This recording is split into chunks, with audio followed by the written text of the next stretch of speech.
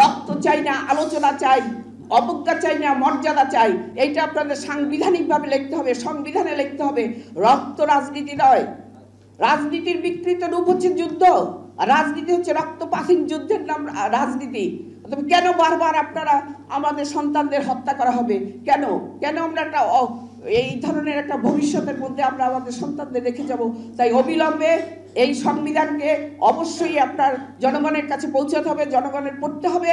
এবং তার জন্য আমি মনে করি এই মুহূর্তে বিএনপির শক্তি আছে জনগণের কাছে যাওয়ার।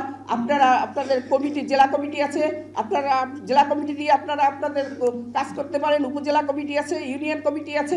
আপনারা অবিলম্বে 1 মাসের মধ্যে কর্মসূচি নেন, আপনারা পড়তে দেন, দলিলটা জানান, তারপরে দলিলের উপরে ভোটা দেন।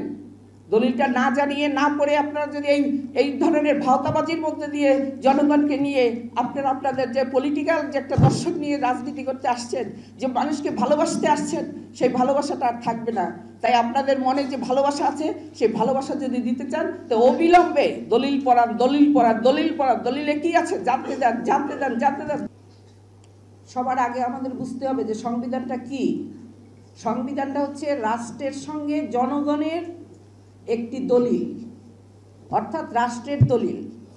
জনগণ কিভাবে সেই সরকারটা পরিচালনা করবে, কিভাবে কোর্টের ব্যবস্থাপনা, কিভাবে আইন কানুন সব কিছুর ব্যবস্থাপনা সম্মিলিত, সেটাকেই বলে সংবিধান। অর্থাৎ জনগণ রাষ্ট্রের সঙ্গে চুক্তি করে।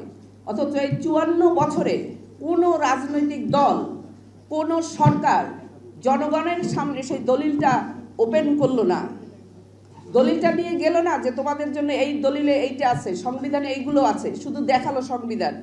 যখন প্রবলেমে পড়ে এই সংবিধানের বাইরে যাওয়া যাবে না, কিন্তু সংবিধানে কি আছে সেটা জনগণকে বুঝতে দিল না, জানতে দিল না। কিন্তু লাশের জন্ম দিয়ে গেল যুগের পর যুগ। এই রাজনৈতিক দল লাশের জন্ম দিতে পারে, রক্তের জন্ম দিতে পারে, গণতন্ত্র প্রতিষ্ঠা করতে পারে না। কেননা এই প্রশাসনিক কাঠামো ব্রিটিশ আমল ধারণ করেছে, পাকিস্তান আমল ধারণ করেছে। এই প্রশাসনিক কাঠামো দিয়ে ইংরেজ ভাষী, উর্দু ভাষী, বাংলা ভাষীরা 54 বছর শাসন করছে। এই প্রশাসনিক কাঠামোর মাধ্যমে আমরা ভণ্ড নেতার সন্ধান পেয়েছি, রাজনৈতিক নেতাদের চরিত্র দূষিত হয়েছে, বাজারকে সিন্ডিকেটমুখী করা হয়েছে। কারা করছে? আমি হাইকোর্টে প্র্যাকটিস করি, ভালো মতো ফলন হবে না, এটা আমাদের বুঝতে হবে। তাই এই পরাধীন দেশের রাষ্ট্রীয় কাঠামো নিয়ে বারবার রাজনৈতিক দল হত্যাকাণ্ডের শিকার করবে জনগণকে, তা আমরা আর হতে দিতে চাই না। আমরা চাই রাজনৈতিক দলের প্যাডে, ব্যানারে, সব জায়গায় লেখা থাকবে